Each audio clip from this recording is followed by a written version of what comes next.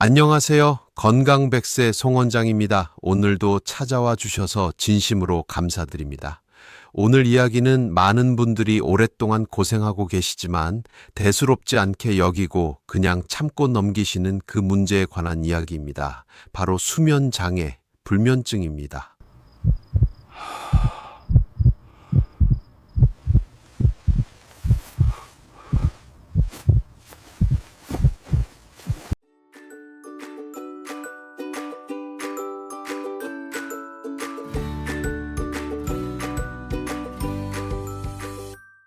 혹시 이런 경험이 있으세요? 분명히 피곤한데 누우면 잠이 안 온다. 겨우 잠들었는데 새벽에 자꾸 깬다. 아침에 일어나도 개운하기는커녕 더 피곤하다. 이런 분들 정말 많으세요. 그런데 많은 분들이 이렇게 생각하십니다. 나이 들면 원래 잠을 못 자는 거 아닌가요? 스트레스가 많아서 그런 거겠지. 며칠 지나면 나아지겠지. 오늘 이 이야기를 끝까지 들으시면 생각이 달라지실 거예요. 수면 장애는 단순히 잠을 못 자는 불편함에서 끝나지 않습니다. 우리 몸 전체 건강과 깊이 연결되어 있고 관리할 수 있는 방법이 분명히 있습니다. 먼저 한 분 이야기를 드리면서 시작할게요. 예순이 넘으신 분인데 퇴직 이후에 잠을 제대로 못 주무셨대요. 누우면 머릿속이 바빠지고 새벽 2, 3시에 눈이 떠지면 다시 잠들기가 어려우셨다고 해요. 처음엔 그냥 나이 드는 탓이려니 하셨는데 이 생활이 몇 년째 이어지면서 낮에 집중이 안 되고 혈압도 오르고 체중도 늘어나기 시작했습니다. 검사를 해보니 수면의 질이 심각하게 떨어져 있는 상태였어요. 그분이 나중에 이렇게 말씀하셨어요. 잠을 못 자는 게 몸에 그렇게 큰 영향을 주는지 몰랐어요. 피곤한 게 다인 줄 알았는데. 이 말이 오늘 이야기의 시작입니다. 우리가 왜 잠을 자야 하는지 먼저 아셔야 합니다. 잠은 단순히 쉬는 시간이 아니에요. 우리가 자는 동안 몸 안에서는 정말 많은 일이 일어납니다. 뇌는 낮 동안 쌓인 노폐물을 청소하고 면역세포는 활발하게 활동하며 염증을 억제하고 성장 호르몬이 분비되어 세포를 회복시킵니다. 기억을 정리하고 저장하는 것도 수면 중에 이루어져요. 그러니까 잠을 제대로 못 자면 몸이 회복할 기회 자체를 잃는 겁니다. 2018년 네이처 리뷰 신경과학 학술지에 발표된 연구에 따르면 수면 중에 뇌 안에 있는 글림프 시스템이라는 청소 시스템이 작동해서 알츠하이머와 관련된 독성 단백질인 베타 아밀로이드를 제거합니다. 잠을 충분히 자지 못하면 이 물질이 뇌에 쌓이기 시작해요. 치매 예방의 수면이 핵심이라는 이야기입니다. 수면 장애가 얼마나 흔한지도 먼저 아셔야 해요. 2022년 국민건강보험공단 자료에 따르면 국내 수면장애로 진료를 받은 환자 수가 100만 명을 넘었습니다. 하지만 병원에 가지 않고 그냥 참고 지내시는 분들까지 합치면 그 수가 훨씬 더 많을 거예요. 특히 50대 이상 여성분들과 노년층에서 수면 문제가 두드러지게 많이 나타납니다. 수면 장애에는 여러 종류가 있어요. 잠들기 자체가 어려운 입면장애, 자다가 자꾸 깨는 수면 유지장애, 새벽에 너무 일찍 깨서 다시 못 드는 조기각성, 그리고 코를 골면서 숨이 일시적으로 멈추는 수면 무호흡증이 대표적입니다. 이 중에서 어느 것도 그냥 넘어가셔서는 안 됩니다. 수면이 부족하면 우리 몸에 어떤 일이 생기는지 좀 더 구체적으로 말씀드릴게요. 2010년 슬립 학술지에 발표된 연구에서 하루 6시간 미만으로 수면을 취하는 사람들은 7에서 8시간 자는 사람들보다 사망 위험이 22% 높았습니다. 들으시면 놀라실 수 있는데 수면 부족은 흡연이나 비만만큼이나 건강에 치명적인 영향을 미칩니다. 심혈관계와의 관계도 분명합니다. 2017년 유럽 심장학 학술지에 발표된 대규모 연구에서 수면 시간이 짧거나 수면의 질이 떨어지는 사람들은 고혈압, 심근경색, 뇌졸중 위험이 유의하게 높아지는 것으로 나왔습니다. 잠을 못 자면 교감신경이 과활성화되고 스트레스 호르몬인 코르티솔이 과도하게 분비되어 혈압이 오르고 혈관이 손상됩니다. 당뇨병과도 관련이 있어요. 2012년 내분비학 임상 학술지에 발표된 연구에서 수면 시간이 짧을수록 인슐린 저항성이 높아지는 경향이 확인됐습니다. 잠을 못 자면 혈당 조절이 어려워지고 이것이 반복되면 당뇨로 이어질 수 있어요. 면역력도 직접적으로 떨어집니다.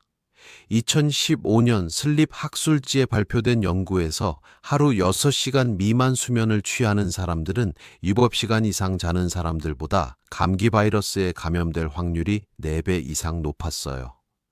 정신 건강과의 연관도 빠뜨릴 수 없습니다. 수면 부족은 우울증과 불안 장애의 주요 위험 요인이기도 하고 반대로 우울증이나 불안이 수면 장애를 악화시키기도 합니다. 이 두 가지는 서로 영향을 주고받으면서 악순환의 고리를 만들어요. 그러면 수면을 방해하는 원인들은 무엇일까요? 가장 많이 꼽히는 것이 스트레스와 과각성 상태입니다. 낮에 받은 스트레스나 걱정이 뇌를 각성 상태로 유지시켜 잠들기 어렵게 만들어요. 이것을 의학적으로는 과각성 이론이라고 부르는데 불면증을 가진 분들의 뇌는 자야 할 시간에도 활동 수준이 높은 상태를 유지하는 경향이 있습니다. 두 번째는 생체 시계의 혼란입니다. 우리 몸에는 하루 주기 리듬, 즉 서카디언 리듬이라는 것이 있어요. 이 리듬이 낮에는 깨어 있고 밤에는 자도록 우리 몸을 조절합니다. 그런데 불규칙한 수면 습관, 늦게까지 스마트폰이나 TV를 보는 것, 밤 늦은 식사 같은 것들이 이 리듬을 흔들어 놓아요. 세 번째는 빛 자극, 특히 블루라이트 문제입니다. 스마트폰과 컴퓨터 화면에서 나오는 청색광은 우리 뇌에서 수면을 유도하는 멜라토닌 분비를 억제합니다. 2014년 미국 국립과학원 회보에 발표된 연구에서 잠자리에 들기 전 전자기기를 사용한 사람들은 그렇지 않은 사람들보다 멜라토닌 분비가 억제되고 수면의 질이 유의하게 떨어지는 것으로 나왔어요. 네 번째는 카페인과 알코올입니다. 커피를 오후 늦게 드시는 분들이 많으신데요. 카페인의 반감기는 약 5에서 6시간입니다. 오후 4시에 마신 커피가 밤 11시에도 절반가량이 몸 안에 남아있다는 뜻이에요. 술은 처음에 졸음을 오게 하지만 실제로는 수면의 깊이를 방해하고 새벽에 자꾸 깨게 만듭니다. 2013년 알코올리즘 임상 및 실험 연구 학술지 연구에서 알코올 섭취 후 수면은 얕은 단계에서만 머물고 깊은 수면 단계인 렘 수면이 현저히 줄어드는 것으로 나왔어요. 다섯 번째는 수면 환경 문제입니다. 소음, 밝은 빛, 높은 실내 온도는 수면을 방해하는 대표적인 환경 요인입니다. 2019년 수면의학 리뷰 학술지에 따르면 수면의 이상적인 실내 온도는 18도에서 20도 사이이고 이보다 높거나 낮으면 수면의 질이 떨어집니다. 여섯 번째는 노화에 따른 변화입니다. 나이가 들면 수면을 유도하는 멜라토닌 분비량이 자연스럽게 줄어들어요. 그래서 노년층에서 수면 문제가 더 많이 나타나는 겁니다. 하지만 이것이 어쩔 수 없다는 의미는 아닙니다. 생활 습관으로 충분히 개선할 수 있어요. 이쯤에서 또 한 분 이야기를 드릴게요. 50대 중반의 직장인이셨는데 매일 밤 스마트폰을 보다가 자정이 넘어서야 잠드는 생활을 수년째 하셨대요. 잠드는 데는 문제가 없다고 생각하셨는데 낮에 자꾸 졸리고 집중이 안 되고 짜증이 느는 게 이상하다 싶으셨대요. 수면 검사를 해보니 수면 시간은 충분해 보였지만 깊은 수면 단계가 심하게 부족한 상태였어요. 블루라이트로 인해 수면의 질 자체가 망가진 거였습니다. 그분이 스마트폰 사용을 취침 1시간 전부터 끊고 몇 주 후에 이런 말씀을 하셨어요.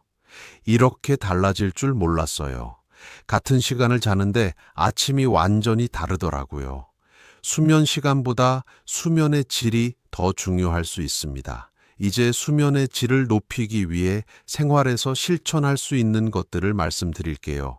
첫 번째는 수면 시간을 고정하는 것입니다. 매일 같은 시간에 자고 같은 시간에 일어나는 것이 수면 치료에서 가장 기본으로 꼽히는 방법이에요. 주말이라도 평소보다 1시간 이상 늦게 자거나 늦게 일어나지 않는 것이 좋습니다. 이것이 어렵다고 느끼실 수 있는데 몸의 생체 시계가 일정한 리듬을 갖도록 훈련시키는 과정이에요.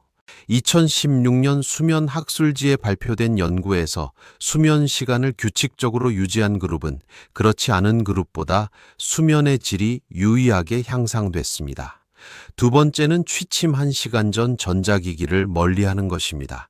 스마트폰, 태블릿, TV를 잠들기 1시간 전부터는 끄거나 멀리하세요. 어렵다면 스마트폰의 야간 모드나 블루라이트 차단 기능을 활용하는 것도 도움이 됩니다. 그 시간에는 책을 읽거나 가벼운 스트레칭을 하시는 게 좋아요.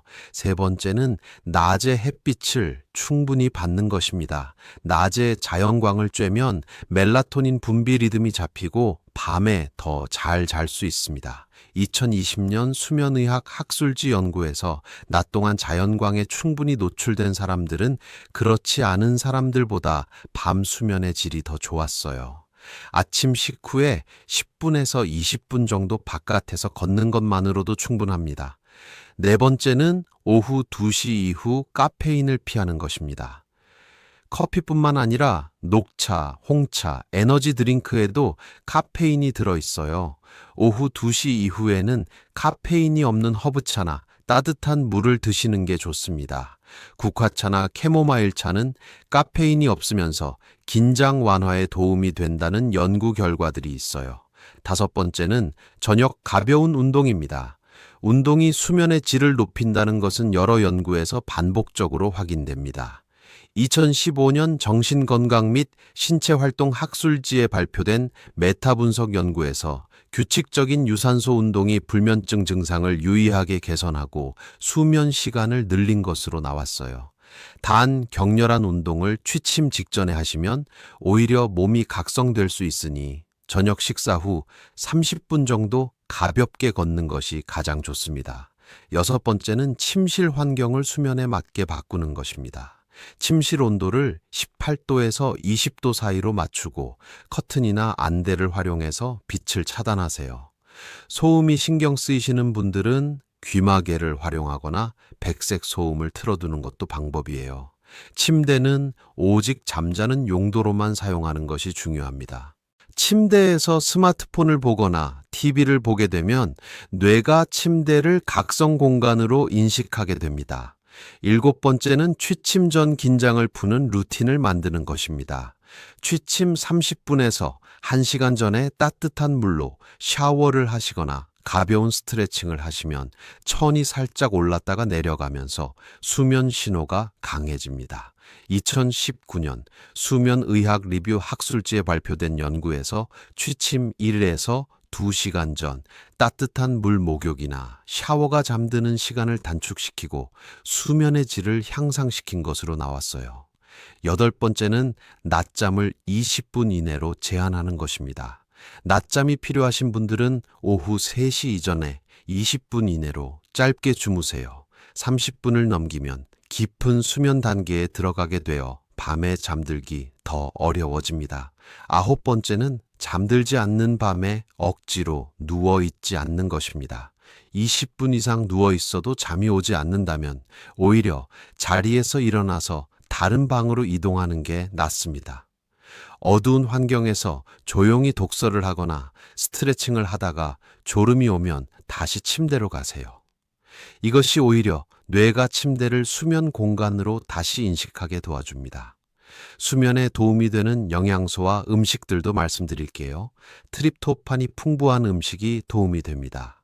트립토판은 수면을 유도하는 세로토닌과 멜라토닌의 전구체가 되는 아미노산이에요. 두부, 바나나, 귀리, 아몬드, 달걀, 우유 등에 풍부하게 들어 있습니다. 특히 따뜻한 우유 한 잔은 예로부터 수면에 좋다고 알려져 왔는데 이것이 과학적으로도 근거 있는 이야기예요. 2019년 영양학 저널에 발표된 연구에서 트립토판이 풍부한 식품 섭취가 수면의 질 향상과 연관된다는 결과가 나왔습니다. 마그네슘도 중요합니다. 마그네슘은 신경계를 안정시키고 근육의 긴장을 풀어주는 역할을 해요. 2012년 영양소 학술지에 발표된 연구에서 마그네슘 보충이 놓인 불면증 환자들의 수면 시간과 수면의 질을 개선했습니다. 마그네슘이 풍부한 식품으로는 시금치, 아몬드, 호박씨, 두부, 현미 등이 있어요. 타트체리, 그러니까 신맛이 나는 체리도 주목받고 있어요. 2012년 유럽 영양학 학술지에 발표된 연구에서 타트체리 주스를 마신 사람들은 수면 시간이 늘어나고 수면 효율이 높아졌는데 그 이유가 체리에 천연 멜라토닌이 들어있기 때문입니다. 타트체리 자체를 구하기 어려우신 분들은 국내에서 구할 수 있는 일반 체리나 블루베리, 포도 같은 멜라토닌 함유 과일로 대체하셔도 어느 정도 도움이 돼요. 반대로 수면을 방해하는 것들도 명확하게 정리해 드릴게요. 카페인은 앞서 말씀드린 대로 오후에는 피하세요. 알코올은 수면을 유도하는 것처럼 느껴지지만 실제 수면의 질을 떨어뜨립니다. 취침 직전 과식도 피하셔야 해요. 소화기관이 과하게 일하면 몸이 안정되기 어렵고 역류성 식도염이 있으신 분들은 특히 더 그렇습니다. 매운 음식과 기름진 음식도 소화 부담을 줘서 수면을 방해할 수 있어요. 이 이야기를 들으면서 또 한 분이 생각납니다. 40대 후반에 주부셨는데 잠들기가 어렵고 자다가 자꾸 깨는 증상이 수개월째 이어졌어요.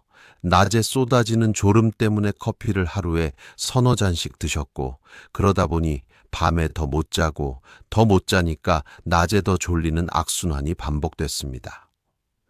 그분이 생활 습관을 바꾸기로 결심하고 오후 2시 이후 카페인을 끊고 저녁 식사 후 20분씩 걷고 취침 1시간 전에는 스마트폰을 내려놓기 시작했어요. 2달 후에 이런 말씀을 하셨습니다. 이렇게 간단한 것들이 이렇게 달라질 줄 몰랐어요. 약 없이도 이렇게 잘 수 있다는 게 신기해요. 큰 변화보다 작은 습관들의 합이 수면을 바꿉니다. 수면 장애가 오래 지속되는 경우, 수면 무호흡증이 의심되는 경우에는 전문적인 도움이 필요합니다. 수면 무호흡증은 자다가 숨이 잠시 멈추는 증상인데 코를 심하게 골거나 낮에 아무리 자도 피곤한 분들은 의심해 보세요. 2009년 순환기학 학술지에 발표된 연구에서 치료하지 않은 수면 무호흡증이 고혈압, 부정맥, 심부전 위험을 높이는 것으로 나왔습니다. 이 경우 수면 클리닉이나 이비 인후과, 신경과에서 수면 다원 검사를 받아볼 수 있어요. 보건소에서도 수면 건강 상담을 받으실 수 있으니 이용해 보세요. 오늘 말씀드린 내용을 정리해 드릴게요. 수면은 뇌 청소, 면역, 호르몬 회복, 기억 저장 등 우리 몸에 없어서는 안 되는 회복 시간입니다. 수면 부족은 심혈관 질환, 당뇨, 면역 저하, 치매 위험 증가와 직접 연결됩니다. 수면을 방해하는 주요 원인으로는 불규칙한 수면 습관, 취침 전 스마트폰 사용, 오후 카페인, 과도한 음주, 부적절한 수면 환경이 있어요. 수면의 질을 높이려면 수면 시간 고정, 취침 전 전자기기 멀리하기, 낮에 햇빛 받기, 저녁 가벼운 걷기, 따뜻한 샤워 루틴, 침실 환경 개선이 도움이 됩니다. 트립토판과 마그네슘이 풍부한 음식, 따뜻한 우유, 두부, 견과류, 시금치가 수면에 도움이 되는 식품들이에요. 잠을 못 자는 것을 그냥 나이 탓으로 넘기지 마세요. 오늘부터 딱 한 가지만 바꿔보세요. 취침 전 스마트폰을 1시간만 먼저 내려놓기, 저녁 식사 후 20분 걷기, 따뜻한 우유 한 잔, 그것부터 시작하시면 됩니다. 오늘 영상이 도움이 되셨다면 구독과 좋아요 꼭 부탁드립니다. 수면 때문에 힘드신 분들께도 꼭 공유해 주세요. 댓글로 오늘부터 실천할 것 한 가지만 남겨주세요. 여러분의 작은 실천 하나가 밤을 바꾸고 건강을 바꿉니다. 다음 시간에도 여러분의 건강을 지키는 꼭 필요한 이야기를 가지고 오겠습니다. 건강100세 송원장이었습니다. 항상 건강하세요. 감사합니다.